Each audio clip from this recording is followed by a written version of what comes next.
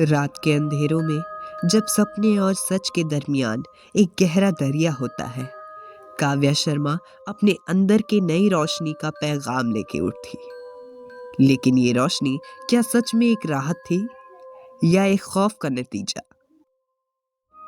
काव्या ने सिर्फ अपने बालों का रंग नहीं बदला था, वो अपने अंदर के डर को एक नया रंग में बदल रही थी, जैसे उसने उस अंधेरे को पीछे छोड़ दिया हो। अरे, ये सब तुमने बनाया? और तुम्हारा नया स्टाइल अच्छा लग रहा है। थैंक यू माँ।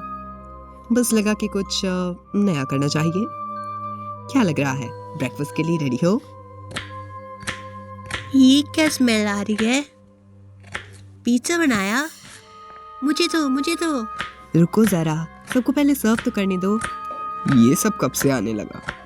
तुम्हारे अंदर ये शेफ मोड कब एक्टिवेट हुआ? हाँ, बस लगा कि अपनी लाइफ को जरा ऑर्गेनाइज करना शुरू करना चाहिए। तो तुम दोनों तो वैसे भी कभी हेल्प नहीं करते। ये तो तुम्हारी आर्ट प्रोग्राम का फॉर्म है। लाओ, मैं पोस्ट कर देती हूँ। रहने दो माँ, मैं खुद कर लूँगी। वैसे भी ये सब काम पापा संभालते थे। तुम तो अपने रेनोवेशन और आर्ट में ही बिजी रहती थी। हाँ, अब बस सुपर वुमन काव्या हर काम संभाल लेगी। क्यों ना तुम कुंज महल के छत पे एक फ्लैग भी लगा दो। मैं तो कहता हूँ कि तुम दोनों को एक बॉक्सिंग रिंग में उतार देना चाहिए। ब्रेकफास्ट और एंटरटेनमेंट दोनों साथ ही में मिल जाएगा। काव्या के नए अवतार में जितना नूर था, उतना ही उसके परिवार के रिश्ते एक नए इम्तिहान के सामने खड़े हो गए। माया के दिल में एक खाली जगह थी जो सिर्फ उसके बच्चों की शुक्रिया से भर सकती थी, लेकिन उस जगह तक पहुंचने का रास्ता अब उलझन भरा था। कुंज महल के पुराने दीवारों में सिर्फ मिट्टी और पत्थर नहीं था, वहां छुपा था एक राज, एक सच जो सिर्फ वक्त और हिम्मत के साथ समझ आता है। ईशा, अंदर आओ।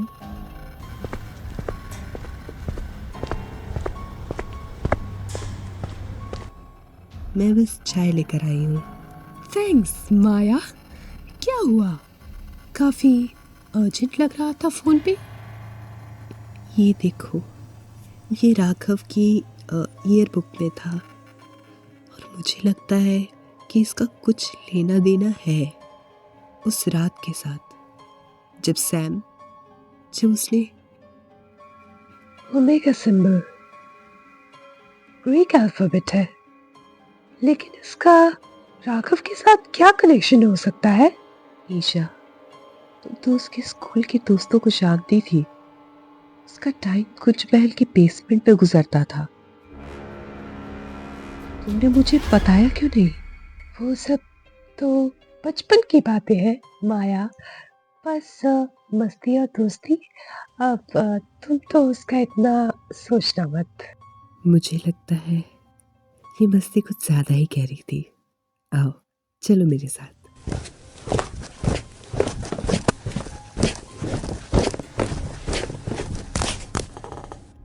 ये देखो, मुझे हमेशा लगा कि यहाँ कुछ और छुपा है, पर मैंने कभी खोलने की कोशिश नहीं की। माया, क्या जरूरत है?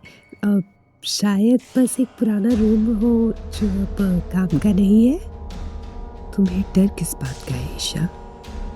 राघव के बचपन की बात है और तुम इतनी अनईजी क्यों हो?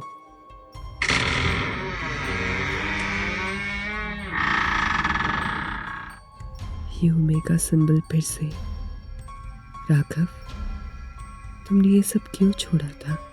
ईशा, तुम्हें पता है इसकी चाबी कहाँ होगी? मुझे नहीं पता माया, अब ये शायद मुझे याद भी नहीं है। कुंज महल के इस पुराने कमरे में सिर्फ याद ही नहीं थी, वहां छुपा था एक राज जो अब एक नई कहानी लिखने को तैयार था। पर क्या ईशा अपनी अनसुनी कहानी को छुपाने में सफल होगी? ईशा, तुमने कुछ बताया नहीं? इस कमरे का मिलना सिर्फ एक और राज था जो खुलने के इंतजार में था।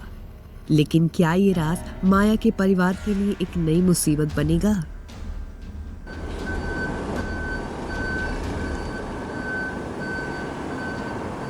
श्वेता एक नाम जो कभी जीवन का एक चमकता सितारा था, पर आज ये नाम एक मूक दर्पण के समान हो चुका है जो सिर्फ दुख और सन्नाटा दिखाता है। एक औरत जो कभी अपने सपनों और अपनों के साथ जीती थी, आज एक मनोवैज्ञानिक अस्पताल के अंधेरे कोने में खुद को ढूंढ रही है। एक खिड़की के पास बैठी हुई उसका देखना जैसे खिड़की के उस पार की दुनिया को नहीं, अपने बीते हुए कल के बिखरे टुकड़ों को जोड़ने की एक व्यर्थ कोशिश हो।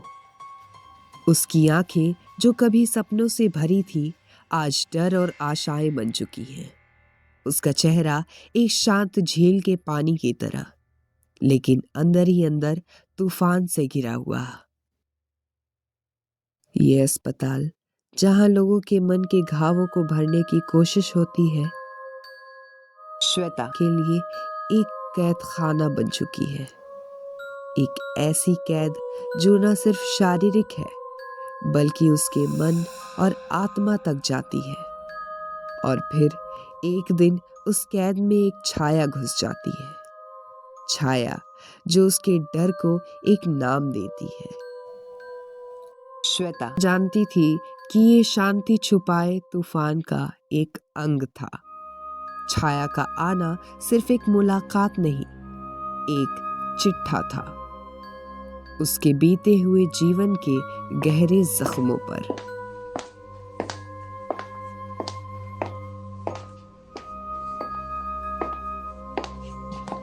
एक्सक्यूज मी मैम, क्या आपको हेल्प चाहिए? नहीं, मुझे पता है मैं कहाँ जा रही हूँ। छाया की छाया जहां जाती थी वहां का सन्नाटा और गहरा हो जाता था। श्वेता, इतने साल हो गए और तुम वैसी ही हो। याद हूं मैं तुम्हें, ऐसे मत करो जैसे तुम मुझे भूल गई हो। तुमने तो मुझे यहाँ छुपा दिया था। समझ गई थी कि मैं कितनी खतरनाक हूं, पर क्या हुआ? मैं वापस आ गई हूं। तुम जानती हो ना कि राघव अब इस दुनिया में नहीं है। तुम्हारे दोस्त एक एक करके चले गए, लेकिन मैं अब भी यहाँ हूँ। तुमने उस ओमेगाकी का राज समझ लिया था, पर राघव ने क्या किया? मुझे रोकने की कोशिश। देखो अब क्या मिला उसे। तुम्हारे दोस्त राघव की तरह उस चाबी के साथ खेल के चले गए, लेकिन मैं तुम्हें भूलने नहीं दूंगी। श्वेता, ये डर अभी कुछ भी नहीं है। मैं वापस आऊंगी, और जब आऊंगी तो जवाब लेकर जाऊंगी। श्वेता की आंखों में छुपा था एक राज जो छाया के सामने सिर्फ एक समय का प्रश्न बनकर टिक गया था। लेकिन क्या ये राज माया और उसके परिवार तक पहुंचेगा? क्या वो छुपाए हुए पाप एक और अंधेरा लेकर आएंगे?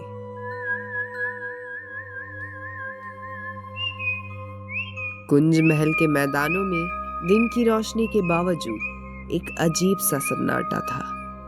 राहुल, जो हर रोज अपने काम में मगन रहता था, शायद नहीं जानता था कि उसकी बातें बिट्टू के मन में एक नई पहेली खड़ा कर रही थी। राहुल भैया, एक बात पूछूं? पूछो ना छोटे सिपाही, किस दुश्मन की कहानी सुननी है आज? दुश्मन की नहीं, लेकिन वेल हाउस के बारे में कुछ समझ नहीं आ रहा। Well house? क्यों? माँ ने तो मना किया था उसके पास जाने से। बस वैसे ही। तुम्हें पता है क्या, वहाँ कुछ अजीब होता है। अजीब? अरे वो जगह तो पुरानी खिड़कियों से भरी है। सुनते हैं कि अंग्रेजी ज़माने में ये जगह एक बेस हुआ करता था जहाँ लोग को फांसी दी जाती थी। वेल हाउस के पास जो डिफेक्टर्स होते थे उनको लटका दिया जाता था। फांसी? ये बात मुझे क्यों किसी ने नहीं बताई? क्योंकि तुम छोटे हो, तुम्हारे जाने की जगह नहीं है। बिट्टू के मन में सवालों का तूफान था। वेल हाउस के इतिहास ने उसकी क्यूरियोसिटी को और भड़का दिया था, लेकिन राहुल के अगले शब्दों ने जैसे उसके मन को एक नए राज की तरफ खींच लिया। राहुल भैया, तुम्हें पता है ईशा आंटी की बातें भी अजीब लगती हैं। वेल हाउस के पास वो भी गई थी, मैंने देखा। वेल हाउस के पास?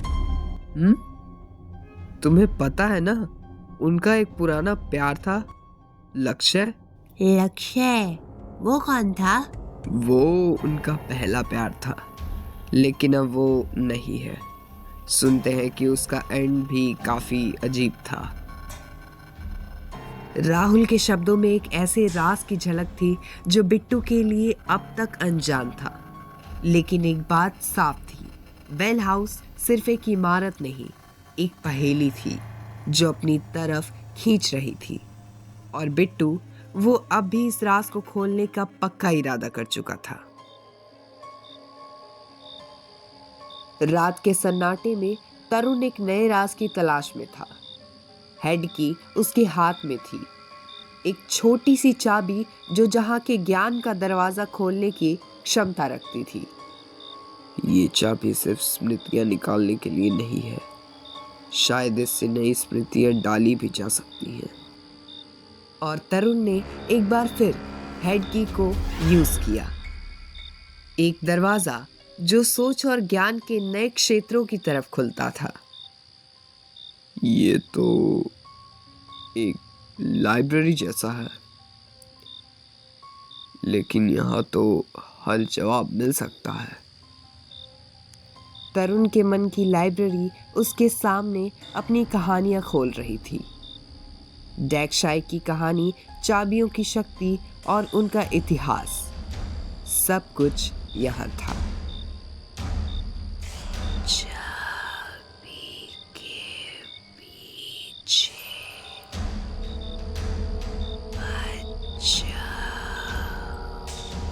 ये चाबियां सिर्फ एक खेल नहीं है, इनका इतिहास बहुत गहरा और खतरनाक है। लाइब्रेरी की शांति के बीच तरुण एक नए रहस्य की तलाश में था।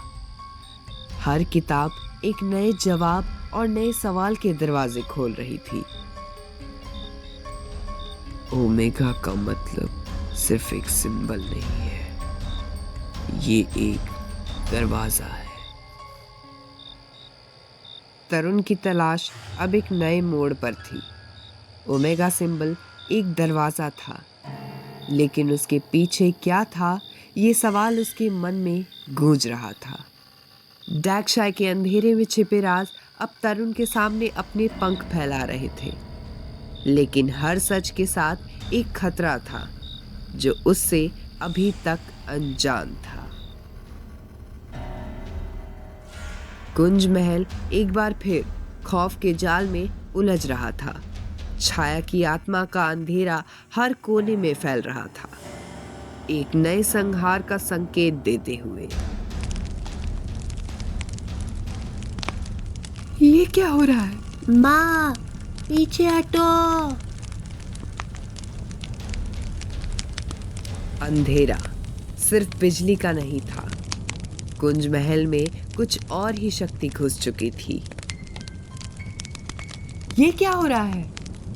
ये छाया की हरकत लगती है। तुम्हें लगा मुझे रोक पाओगे? मुझे चाहिए चाबी। छाया की आत्मा एक तलवार की तरह कुंज महल के बच्चों के ऊपर लटक रही थी, लेकिन बिट्टू के हाथ में था वो राज जो उसे रोक सकता था। तुम ये चाबी नहीं ले सकती छाया। नहीं ले सकती। मुझे मत भूलो बच्चे, मैं वो हूँ जो सपने तोड़ती है। मैं वो हूँ जो तुम्हारे घर के हर कोने को अंधेरे में ढकेल सकती है। हाँ, तुम चाबी छू भी नहीं सकती। तुम्हें चाबी लेने के लिए हमसे मांगना पड़ेगा। तुम्हें लगता है कि तुम मुझसे जीत गए? ये बस शुरुआत है बिट्टू। तुम सबको काम में लगाना पड़ता है। मैं वापस आऊंगी। छाया अपने आत्मा के साथ तो चली गई थी, लेकिन उसकी धमकियों का असर अब भी कुंज महल के हर कोने में महसूस किया जा रहा था। अब क्या करें? अब सिर्फ एक रास्ता है, छाया से लड़ना और उसका राज खोलना।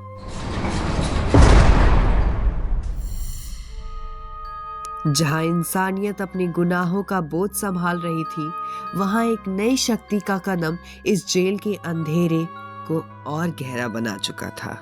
छाया के कदम इस समय उस इंसान की तरफ बढ़ रहे थे जो उसके मंसूबे पूरे करने में उसकी मदद कर सकता था, और वो था समीर लाल। कैसे हो समीर लाल? बस सांसें चल रही हैं। छाया के शब्दों में एक अजीब सी शक्ति थी जो समीर के दिल में छुपी हर उम्मीद को जगा रही थी। मुझे क्या करना होगा? कुछ छोटा सा। तुम्हें सिर्फ वैसा बनना होगा जैसा मैं चाहती हूँ। समझ गए? इस छोटी सी चाबी में एक दुनिया बसती है जो तुम्हारे फैसलों पर चलती है। तुम्हारे फैसले समीर, और ये चाबी मैं तुम्हें सौंप रही हूँ।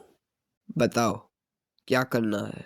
सिर्फ मेरे साथ चलो, एक नई शुरुआत के लिए। तुम्हारा काम शुरू होता है अभी। समीर लाल की जिंदगी का नए मोड़ पर कदम रखा जा चुका था। छाया के इरादों का अंधेरा अब और गहरा होने वाला था।